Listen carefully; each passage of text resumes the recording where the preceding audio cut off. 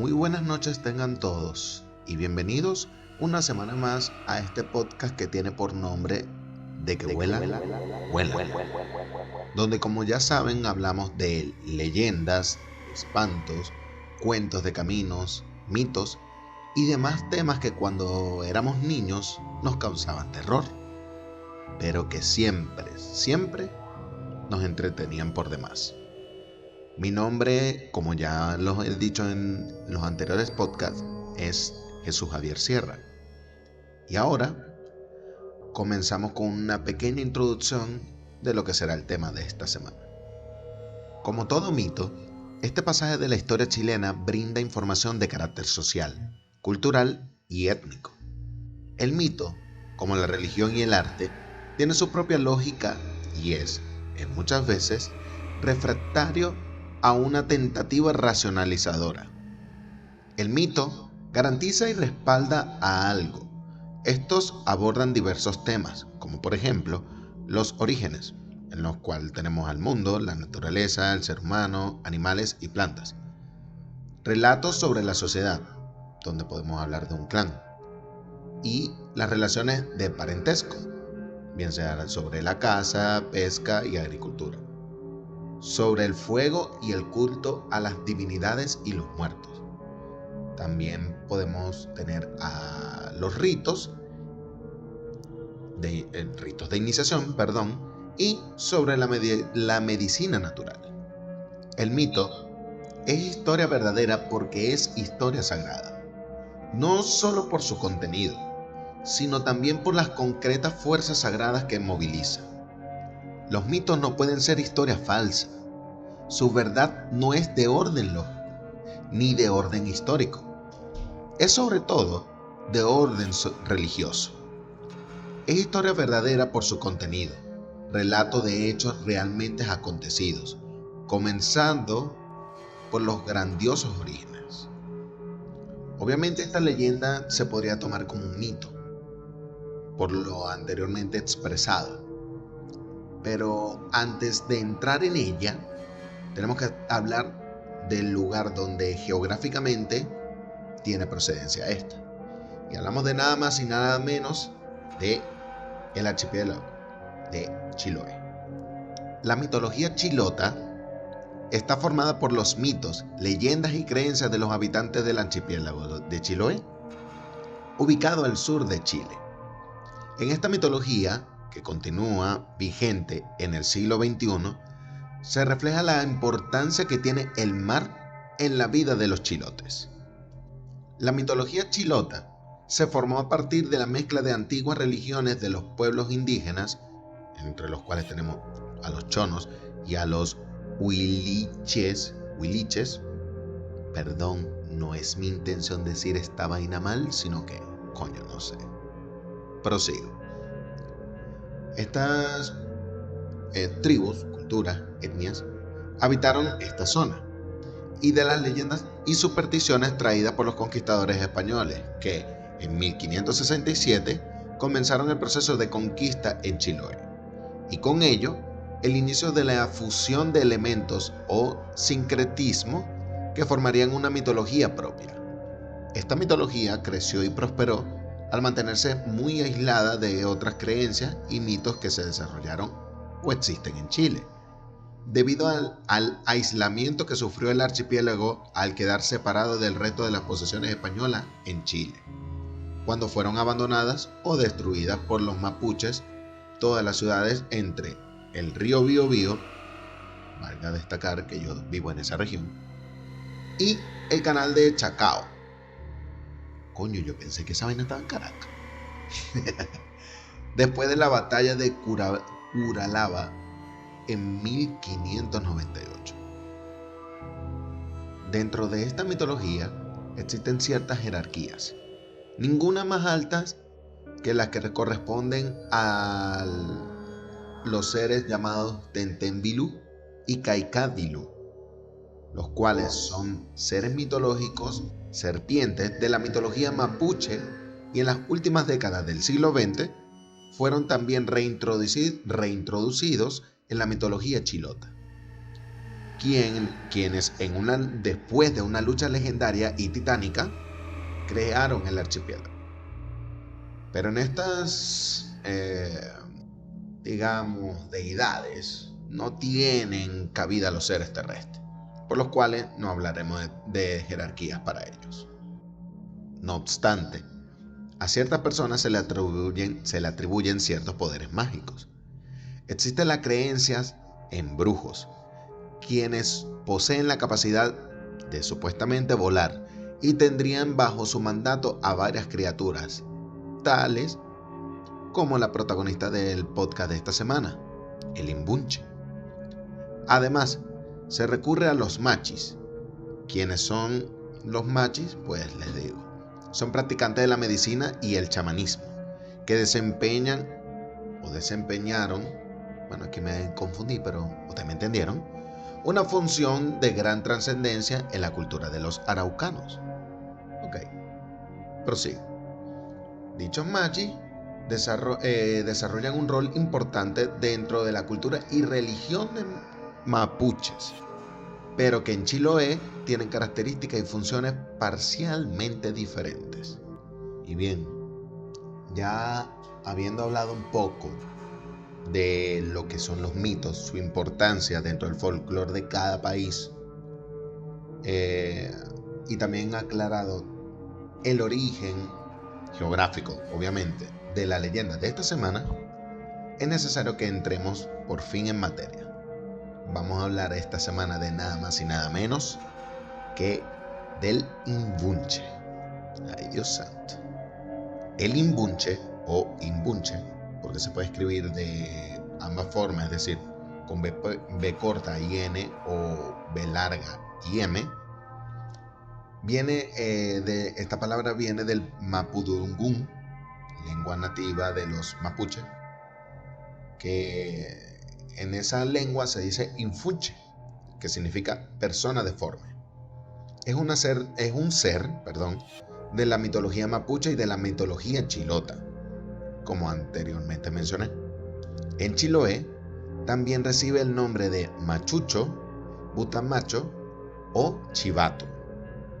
Aclaro que un par de personas chilenas me recomendaron, oye, háblate del chivato, po.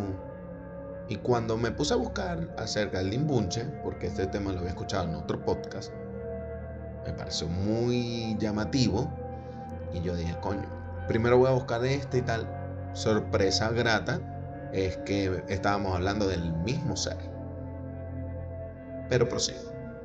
La palabra Imbunche también se dice que proviene del beliche, el cual es el idioma de los primitivos habitantes de Chiloé. La palabra sería una unión de dos palabras de dicho idioma, la cual sería Imbun, que tiene significado pequeño ser, y Che, hombre, es decir, hombre pequeño. Es un mito que realmente es muy terrorífico y aterrador, y por unas cuantas razones. En primer lugar, estamos hablando del rapto de un niño, nada más y nada menos. Se trata del primogénito de una familia, el cual anteriormente fue pactado y vendido por sus padres antes de su 9º día de nacido a un miembro de una comunidad de brujos. Dicha comunidad corresponde a un grupo especial de brujos, o, según en otra versión, estos seres, los brujos, no pactan absolutamente nada con los padres del bebé en cuestión y solamente lo roban. De igual forma, en esta versión, tiene que ser antes del 9º día de nacido. Si acaso, cosa que me parecería un poco extraño, pero teniendo en cuenta que este mito, esta leyenda data desde hace sabrá Dios cuánto. Si acaso el bebé en cuestión estuviese bautizado, me parece raro porque estamos hablando de un secuestro que se da antes del 9º día de nacimiento, pero en fin, prosigo. Se debe raspar o remover el dicho bautismo mediante una acción simbólica, ritual o mágica del sacramento católico. Esta práctica es una obligación de los brujos y condición inicial para poder retornar al sistema indígena, es decir, para volver a su origen indígena del infante. Cabe aclarar que no dije indígena por una cuestión de etnia, sino de cómo fue recibido por el mundo dicho infante. Para nosotros los católicos sería un niño moro. Ahora, pasa también que como todo sistema, como lo dijimos en el episodio del ánima bendita, ningún sistema es perfecto. En ocasiones los brujos, equivocadamente, roban el primogénito en el hogar de otro brujo. O sea, el bombero pisando la manguera a otro bombero. Qué feo. Prosigo. En dicho caso, lo devuelven a su hogar.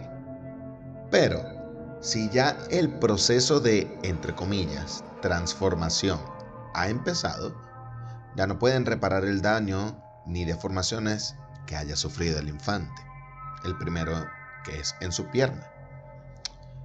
Y así, el infeliz muchacho, y más tarde el hombre, deberá caminar por el resto de su vida de una forma muy poco convencional. En contadas ocasiones se logra cierta mejoría, pero usando cebo de perro negro sobre el área afectada. Vaina para rara. Prosiguiendo con la transformación de dicho bebé, le quiebran la pierna derecha y la tuercen hasta conseguir sacársela por la parte de atrás de la espalda. O sea, una vaina dantesca. Cumplidos los 3 meses de edad, le parten la lengua en dos y diariamente le friccionan la piel con una concentrada infusión de hojas de uripinda, la cual es una hierba usada en infusiones para hacer brotar pelo bastante grueso. Y la otra parte de la infusión es picochihui, la cual es una planta muy utilizada por los machís en sus ceremonias. Durante los primeros meses alimentan al imbunche con leche de gata negra. Bastante específico esto, pero después, cuando está un poco más crecido, con carne humana, obtenida de los cementerios.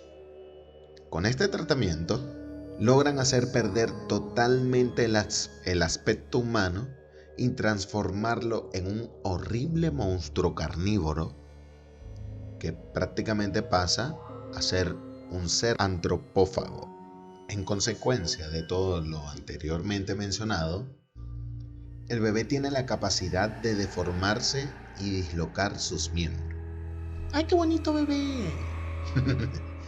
Con el tiempo, los brujos lo someten a tales brujerías, maltratos y demás, que este niño es capaz de girar la cabeza en 180 grados. Coño, tipo el exorcista. Qué feo. Su aspecto final, y no tiene nada de sorprendente por todo lo que hemos escuchado, es totalmente deforme. Tiene su cabeza doblada hacia atrás. Además, tiene torcidos todos los brazos y codos salidos, dedos deformes, nariz, boca y orejas dobladas. Anda en una sola pierna o con dificultad en 3 pies, como también en una pierna y las manos. O sea, es una locura total ese ser.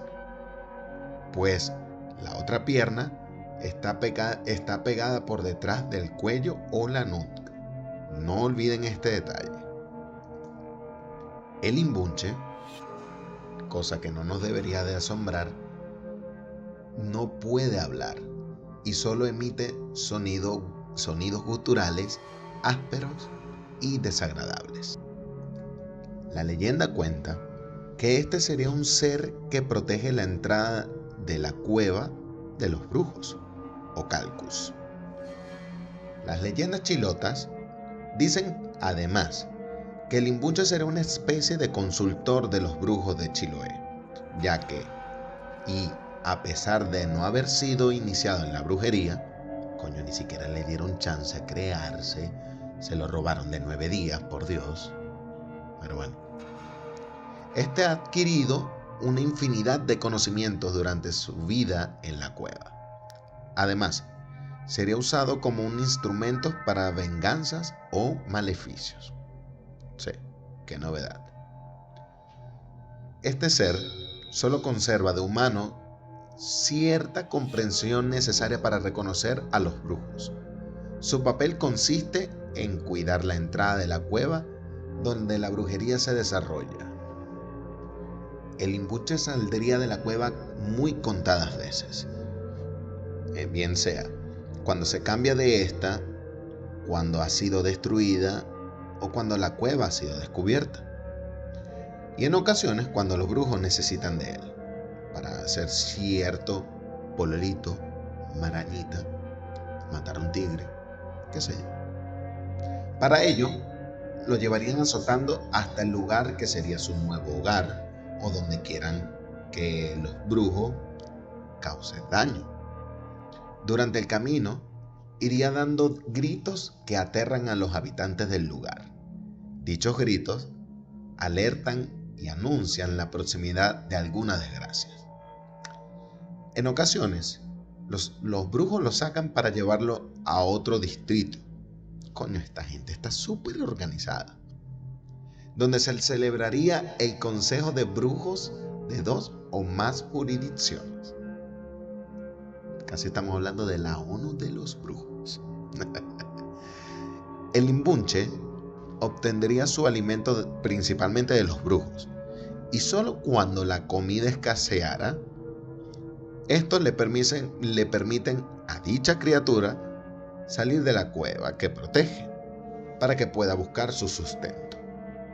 Bien, muchos se estarán preguntando cómo haría alguien que no sea reconocido por el imbunche para poder entrar en la cueva de los brujos, claro está.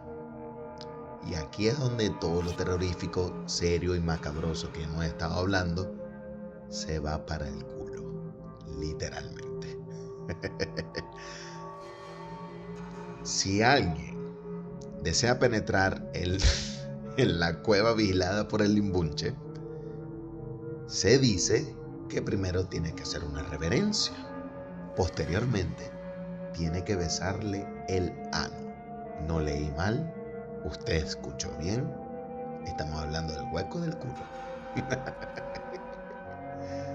Diablo. Su cuerpo, hay que acotar que a causa de mencionadas heridas, fricciones y demás, se cubre de largas y tiesas cerdas, excepto la panza colgante y lampiña. Sus 3 miembros, transformados ahora en torpe y toscas patas, le permiten con gran dificultad andar solo algunos pasos de forma apresurada. De resto tiene que bajarle 2 al trote. Su pierna derecha, atrofiada, flacuchenta y peluda, se eleva temblorosa por el dorso, simulando una asquerosa antena.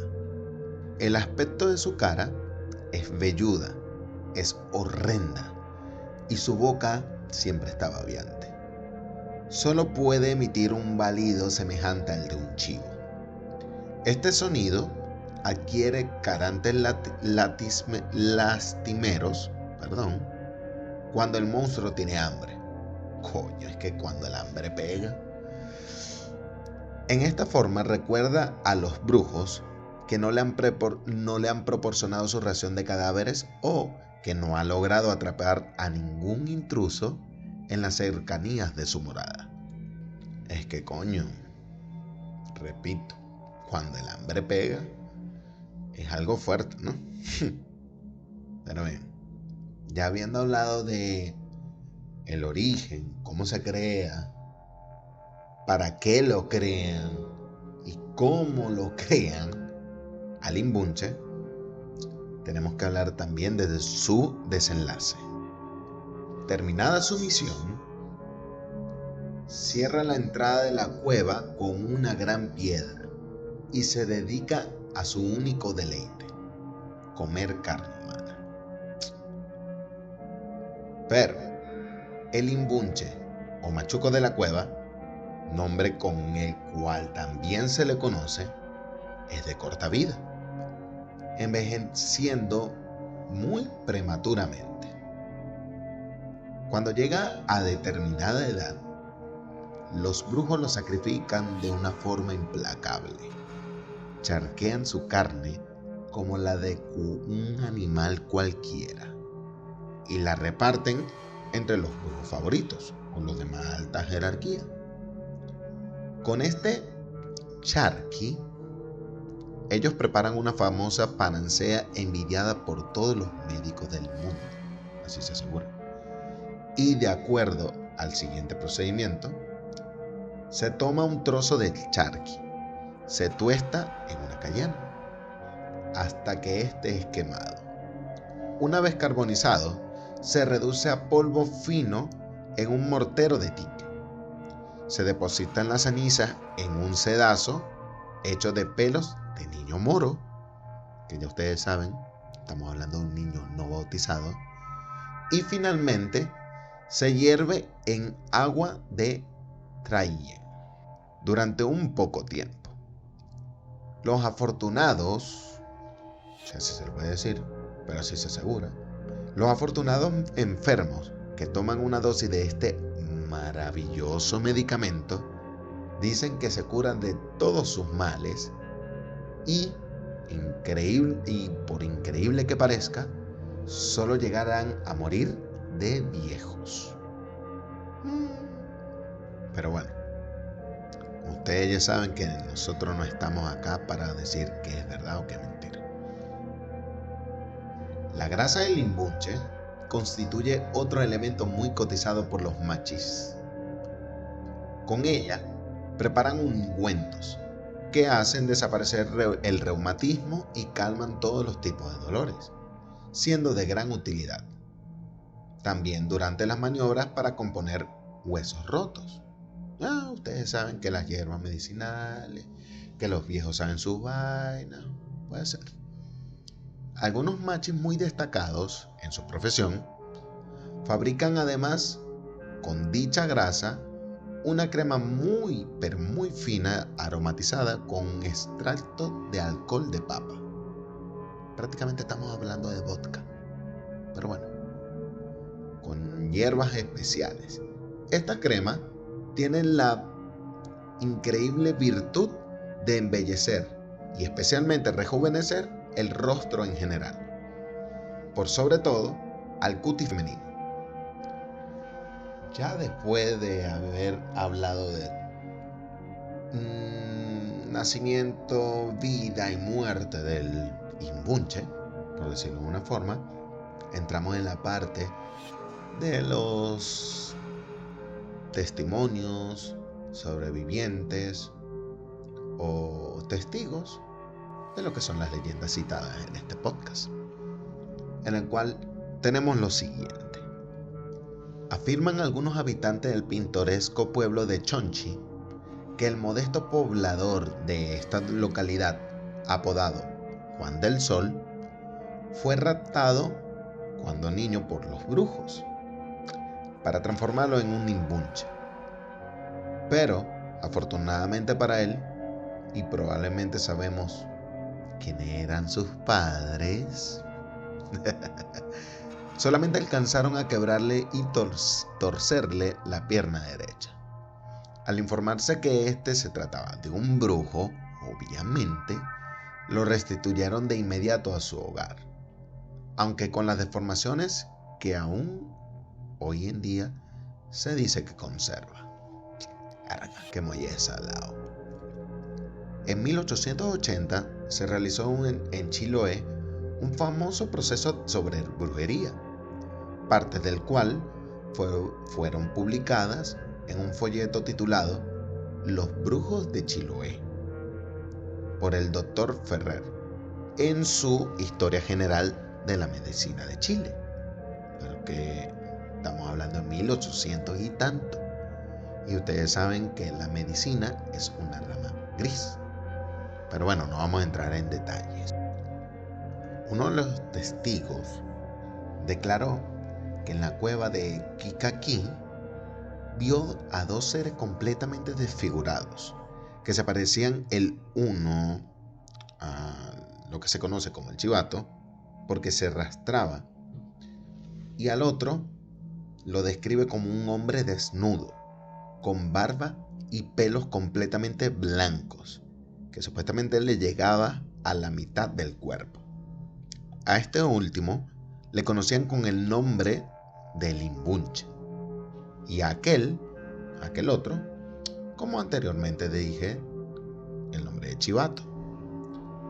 Estos habitantes de la cueva aparentaban tener aproximadamente unos 50 años y que estaban allí desde su fundación, es decir, de la fundación de la cueva. Algo exagerado, teniendo en cuenta que la cueva es una formación rocosa que tendrá N cantidad de años, quizá más que un terreno, como decimos nosotros en Venezuela. Pero en fin, prosigo. Dichos seres eran reemplazados por otros cuando estos morían. Para adquirirlo o para ser estos desafortunados seres, se reunía el Consejo de Brujos, y estos determinaban las personas que debían ser el Limbunche y el Chivato, aun cuando estos no quisieran. No sé quién coño querría tener tal destino, pero bueno. Los tomaban por la fuerza y los encerraban en la cueva. Ahí, encerrados, los acostumbraban a vivir sin permitir que salieran a ninguna parte y manteniéndolos con carne de chivato, es decir, del anterior chivato, carne de cabrito y de niños difuntos que robaban del panteón, y dándole de beber solamente agua de picochiluín, que según la mitología es hierba con propiedades mágicas que los brujos usan, entre otras cosas, como un ungüento para hacer crecer pelos en la espalda de un imbunche recién creado. Si esta vaina lo usaran como algo para la cura contra la alopecia o la calvicie, Hermamatín debería de temblar. Prosigo. De esta forma, permanecían encerrados y solo cuando ya estaban convencidos de que no irían a ninguna otra parte, bien sea por las amenazas, el encierro y demás, pues lo amenazaban con la muerte, les daban de vez en cuando permiso para que salieran de noche a divertirse. Esta libertad consistía en salir a dar brincos y gritos en el pampa como chivatos. Se tiene la creencia que estos dos encerrados se convertían al fin en diablos. Como siempre, la exageración, ¿no? Dichos testigos de todo lo anteriormente narrado informa que en tal consejo de brujos simplemente vio al Limbunche y al Chivato simplemente allí, como siendo unos meros testigos, además de la reunión que allí tenía por lugar. Pero eso sí, con el pasar del tiempo, desconoció este declarante cuál habría sido la suerte de estos dos seres. Lastimosamente, si me preguntan a mí, creo que no fue nada buena. Pero en fin. Con esto, llegamos al fin de lo que fue el episodio de esta semana. Tengo que aclarar que tenía mis dudas sobre la prolongación de dicho episodio. Y me encantó haberlo hecho acerca de una leyenda del país que ya tiene 3 años dándome un hogar. Realmente espero que lo hayan disfrutado tanto como yo, tanto como el equipo, me enredé, tanto como el equipo de este podcast de Que Vuelan Vuelan. Y como ya ustedes saben, si fue de su agrado, comenten, compartan, suscríbanse y denle like. Vamos a estar claros, no les cuesta nada. Muchísimas gracias. Me escucharán ustedes en otro día, otra semana, otro momento con este podcast que ya saben, de que vuelan, vuelan.